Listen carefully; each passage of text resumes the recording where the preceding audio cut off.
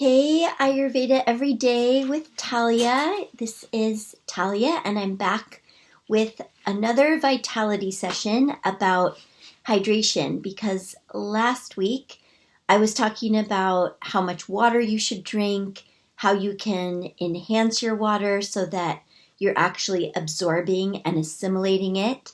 So, if you haven't seen that, that was the very first vitality session on how much water should you drink.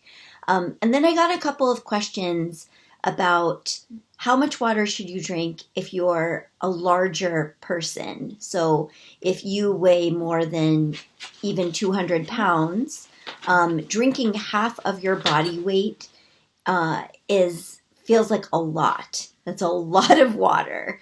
And I wanted to follow up with this question because it's actually very important. So Ayurveda is broken up into three primary organizational principles of nature. So it's taking the five elements, ether, air, fire, water, earth, and then breaking them down into the five doshas, which if you've been practicing Ayurveda or following me or any Ayurvedic teacher at all, you have heard of the doshas, Vata, Pitta, and Kapha. So we are right now just full steam ahead in the very beginning of the Pitta season. There's only one true Pitta season of the year, and that's summer, because Pitta is the dosha that represents fire and water. So it's hot, oily, spreading, penetrating, steamy. It's a lot of hard work. It's a lot of play. And what Pitta needs more than anything is to make sure that that fire doesn't burn so hot that it creates inflammation that either causes a whole lot of dryness, a whole lot of pain, or tells the body that it needs to create a bunch of mucus to protect you because you've gotten too hot. So we're in the middle of the Pitta season. The RAD Cleanse, my Radiance Ayurveda Detox seasonal Ayurvedic course just started today. If you still want to jump in, you still can. We're going to keep enrollment open for the next couple days. But the third dosha that I mentioned, the Kapha dosha, which all of us need Kapha. Kapha is the dosha that represents earth and water. So think about it this way. When we're thinking about water and earth in nature, and we're looking at healthy Kapha, I always think of the Colorado River, or a river that is just, the flow of that river is solid. There's a lot of water, but it's contained by really strong canyon walls. So as that water flows, there isn't a ton of mud and debris and natural damming that's happened. The river has a lot of flow, and so it's moving. Now, if we think about unhealthy kapha in nature, then we're looking at something more like a swamp. And not that a swamp is, from an ecosystem perspective, an unhealthy place. But if you think about, what really breeds in a swampy environment, there is a lot more bacteria, a lot more mud, a lot more sludge, and blech, like you're just like trudging through it. Whereas in a river, if you trudge through a river, you're like, I feel so clean, I feel so amazing and alive, So when we've got a lot of this sludge, we want to move it. Okay, now my whole point in saying all of this is I'm talking about how much water you should drink if you are somebody who has a lot more of this kapha dosha, where number one, you tend to hold a lot more water than people who are more airy or fiery. And number two, you have a tendency to collect a lot more sludge as just part of your core constitution. Like it will just kind of naturally happen for you more than it might for people who are more airy and fiery. Now, that being said, you want to drink enough water that you keep any sludge that starts to build up in your system, you want to keep that on the move. So that means you want your blood to be flowing. You want your circulatory system to be pumping and moving. I mean, flow really is the best word. It's the action word for kapha is flow. Another action word for kapha is nourish. But when we're actually like in the body, it's everybody needs to have their kapha be in flow, because kapha rules the water works of the body.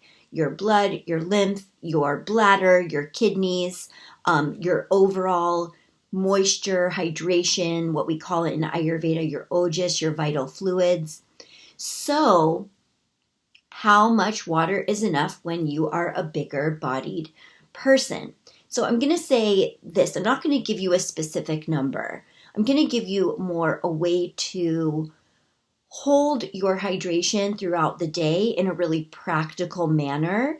And then if you're feeling sludgy, which means you feel thick and heavy, you feel lethargic, like you're just really in your couch potato mode, maybe even you're like noticing that although you practiced the habit I'm going to teach you in a second, you're still feeling thirsty, because that is an issue for people who have a lot of kapha, is they're kind of cool and wet by nature, so they don't feel their thirst that much. If any of those things are happening for you, and or you have a lot of inflammation or pain, then I want you to increase the amount of water that you drink until some of those symptoms pass. So for everyone, not just kapha, Ayurveda is a practice of deep listening to yourself, to your body, understanding who you are, and really paying attention. And it doesn't have to be hard. It's just being awake and aware and caring enough about yourself and how you're doing to pay attention day by day. So here's the thing for kapha, and honestly, I recommend this for anybody, because this is part 2 of my hydration talk in the Vitality series here. But I want you to hydrate 3 times a day. Number 1, first thing when you wake up.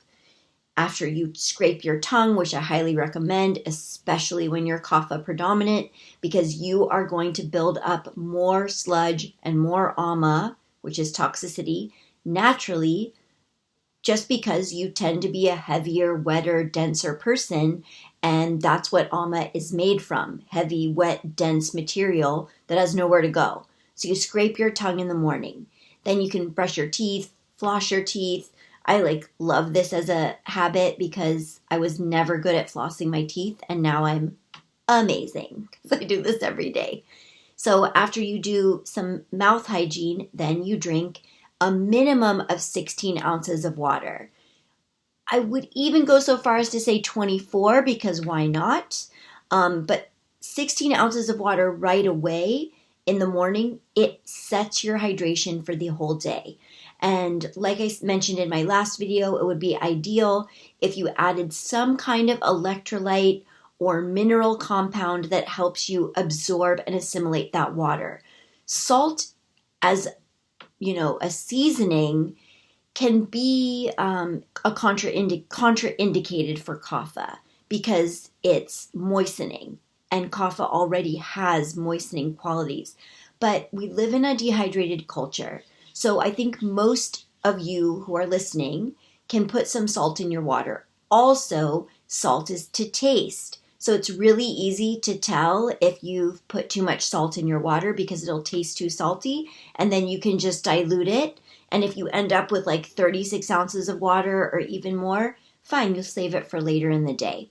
So set your hydration first thing in the morning. Then don't drink anything before you eat or right after you eat.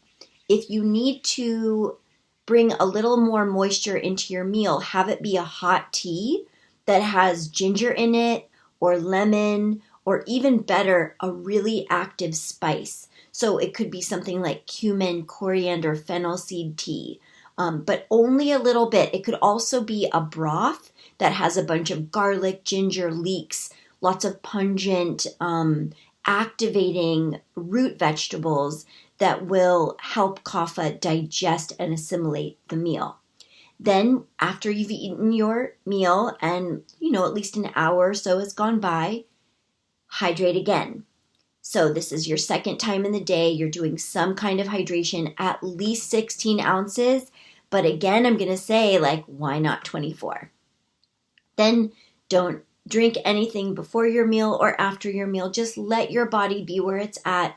You can sip on some hot tea or hot activated broth with your meal if you need to moisten the meal. If you're already eating soup or a stew or something that's already really wet, there's no need for a tea or a broth. But what if you're eating a sandwich or a bunch of crackers? That's pretty dry, pretty hard to digest. So sipping on some hot tea or broth will just help to break down the harder to digest pieces of your meal.